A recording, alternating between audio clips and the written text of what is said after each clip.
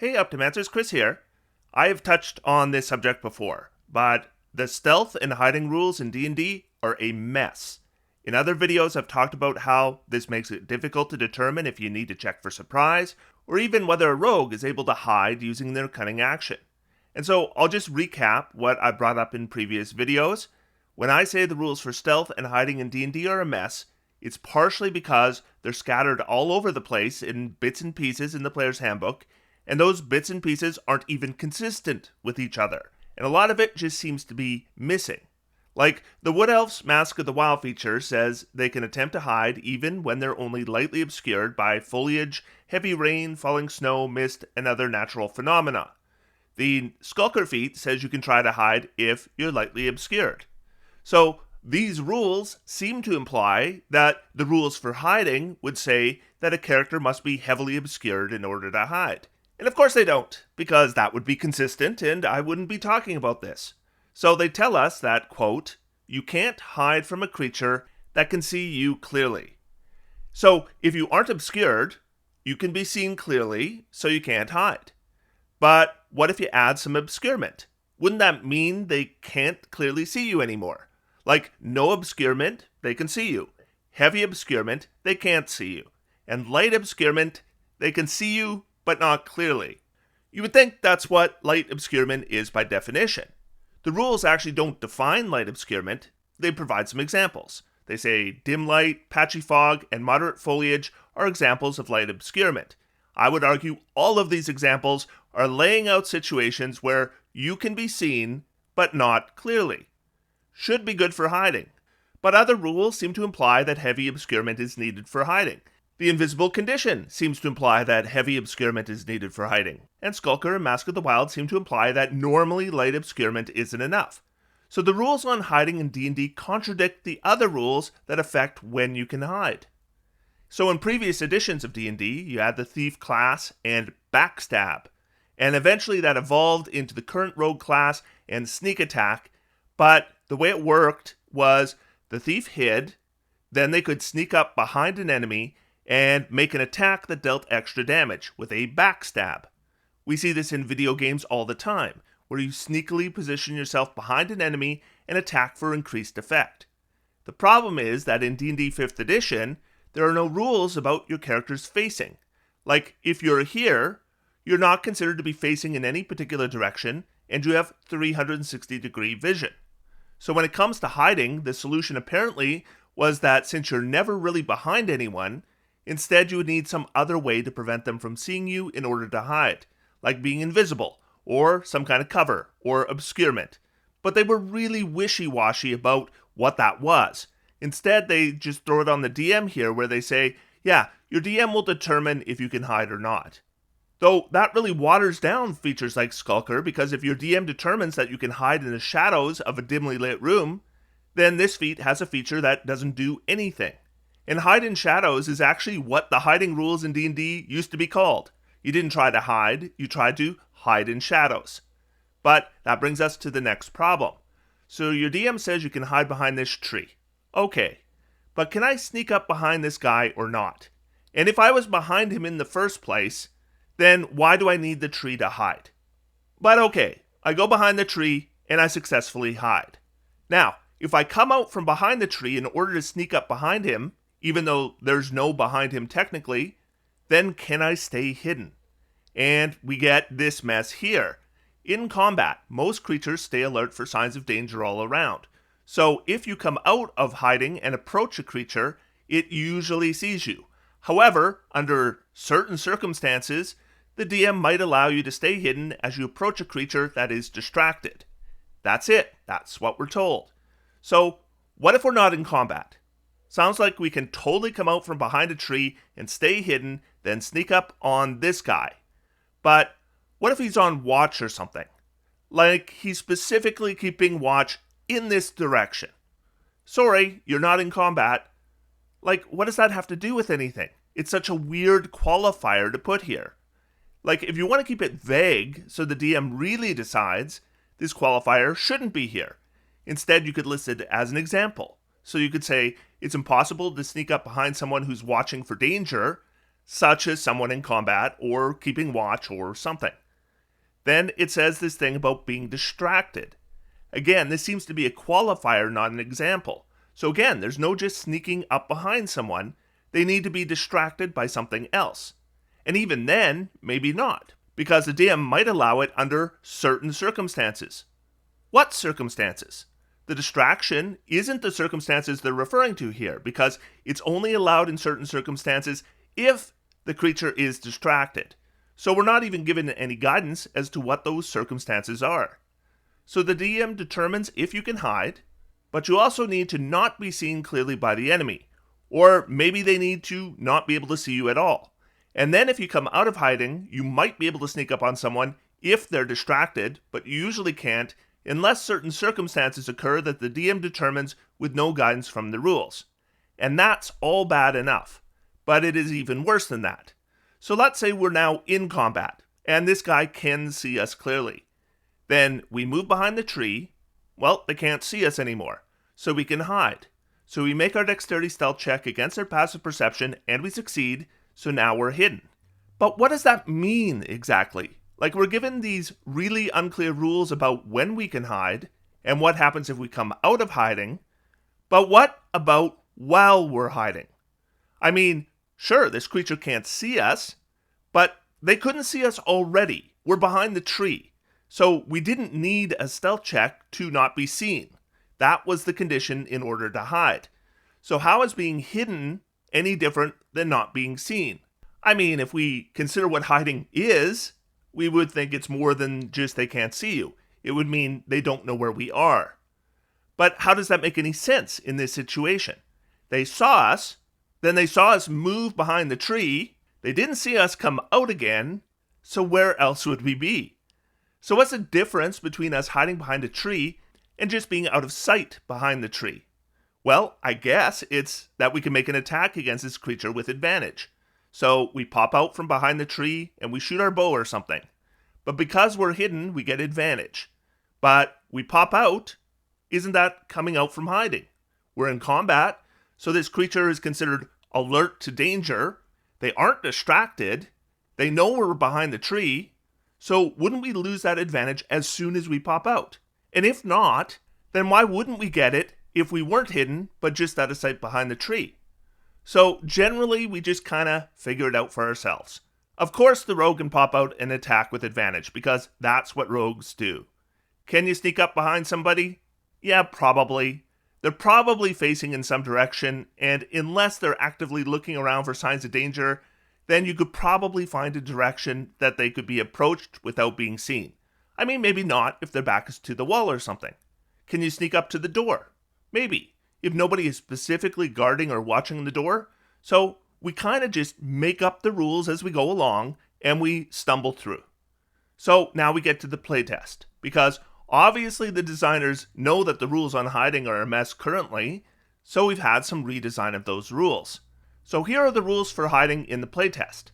The first thing they've done is they've clearly defined it as an action right from the heading, and that's a good start. With a hide action, you try to conceal yourself.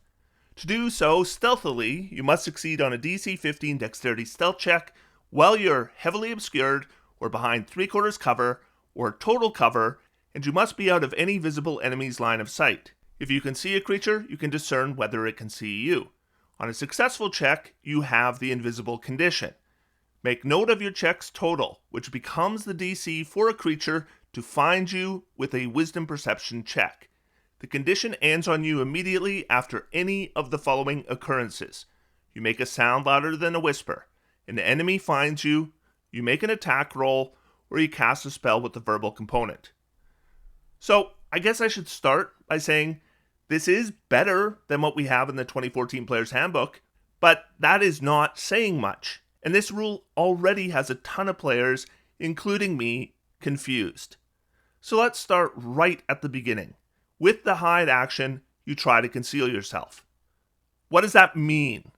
If I'm behind total cover, am I not already concealed? What is the difference? Well, I get the invisible condition, I guess, though we're already not visible. Do they know if I'm behind the tree or not? Second, the DC 15 stealth check. Now this is more of a nitpick than the other stuff I'm talking about, but shouldn't it be easier to hide from some creatures than others? Why are we getting rid of passive perception? Shouldn't it be easier to hide from the commoner than from a beholder? Though the set DC is the least of the problems here, but it doesn't make a lot of sense. But at least I know how it works. So it says the only obscurement that's going to work is heavily obscured. Great. Was that so hard? Or behind 3/4 or total cover. And you must be out of any visible enemy's line of sight. So I'm confused with this. Like, if I'm heavily obscured, I'm out of their line of sight. And if I'm behind total cover, I'm out of their line of sight. Unless it's a wall of force or something that's providing the cover. So, okay. Or behind 3/4 cover. And that makes no sense.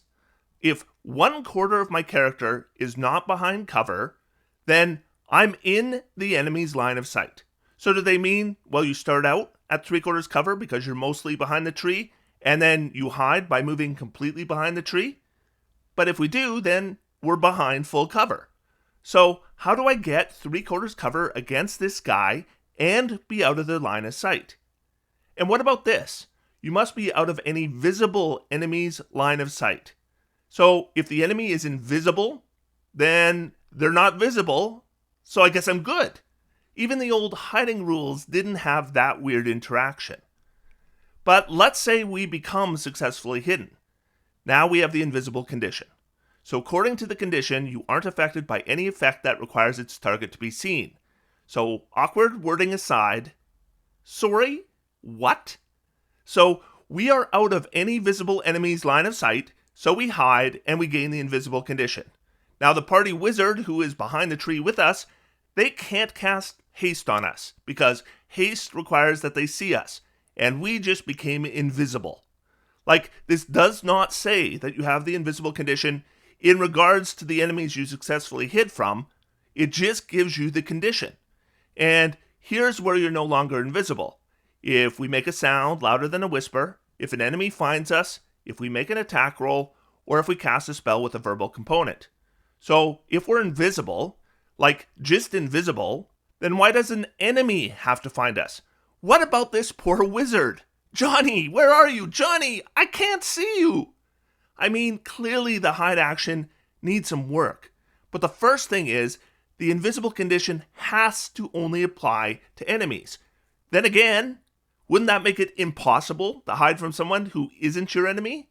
Like, I might want to hide from someone even if they aren't my enemy. So that's not really the right qualifier for who the invisible condition should apply to either. So maybe it should be that you take the hide action, and then the invisible condition applies to anyone from whom you had total obscurement, 3/4 cover, or total cover from. Maybe that's how it should work. Though I will say there's one thing here that is interesting. So it says the condition ends on us immediately if we make a sound louder than a whisper, an enemy finds us, we make an attack roll, or cast a verbal component spell. So the part about an enemy finding us, I assume, refers to the search action. So the enemy can take the search action, and right here it says they make a perception check to find a concealed creature. And then the hide action says it conceals us, and it says the DC of the creature to find us is our stealth checks total. So I have total cover from this guy. I hide. I gain the invisible condition. Now I step out from behind the tree. I'm still invisible because none of the conditions for ending the condition have occurred. Now I can actually sneak up on this guy and stab him, getting advantage from the invisible condition. And afterwards, I become visible because I made an attack roll. So that I like. And I see what they're doing here. Yeah, this guy can see in all directions, but we can sneak up on him anyways because of the invisible condition.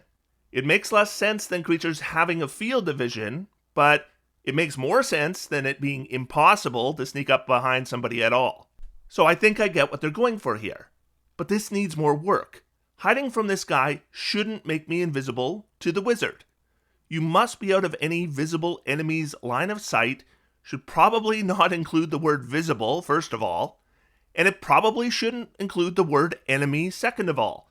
In fact, it probably should just be rewritten entirely to include any creature the obscurement or cover applies to. And we need more clarification on what they mean regarding line of sight. If we can hide behind 3/4 cover, then how does that interact with the creature's line of sight? It would seem like that would make 3/4 cover not work for hiding ever. So I'm not even sure what they're trying to prevent with this sentence.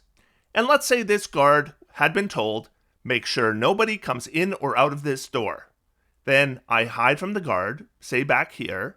Now I can walk up to the door and go through it, remaining invisible. I'm not attacking anyone. He's not really searching, he's just watching. And even if he is considered to be searching, would that really require he make a successful perception check to see me walk into the door that he was watching? Sorry, my stealth roll was higher, so I walked right through your field of vision without you seeing me. And when it comes down to fixing this, I think, it's going to be really hard to word this to have rules that always make sense. And I think it could be very easy to have rules that simply don't work at all. I think these rules as written don't work at all. Or you could try to cover all the situations, in which case you can have rules that are overly complex in order to try to maintain realism. But I think the solution maybe is to reinsert the wording where the DM decides if you can hide, here's some examples. The DM decides what happens when you come out of hiding, and here's some examples. And then the DM has that as guidance to make rulings that make sense based on the situation. Now, if this rule for the hide action makes sense to you, I would love some answers to my questions that I've posed in this video in the comments, because I would love for this to just work. And if you know how this could be fixed without making it too complicated, or put it in the hands of the DM, I would love to hear that as well. In fact, I think a lot of us would, so please share. Otherwise, I'm probably going to continue to kind of use the rules as a rough guideline and try to run hiding in a way that seems to make the most sense to me at the time, and when I'm a player, hope my DM does the same thing. In the meantime, I'm going to sit back, relax, and have some fun. D&D is for everyone. Thanks everybody, and I'll talk to you soon.